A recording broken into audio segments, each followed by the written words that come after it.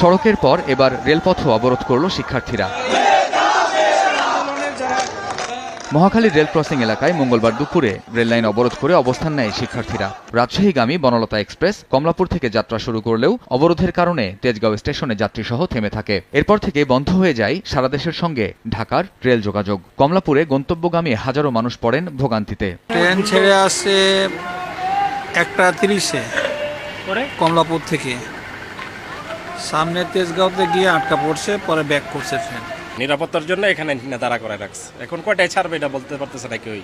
চলাচলটা অতিরিক্ত বিঘ্ন ঘটতেছে আর কি। আমরা সরকারের কাছে আহ্বান জানাই যাতে সরকারের বৈশাখ তারা সুন্দরভাবে সুষ্ঠু একটা সমাধান দেয়। এখানে এই যে আন্দোলনকারীদের ইয়ার কারণে এখানে বন্ধ হয়ে রয়েছে প্রায় 2 ঘন্টা যাবত।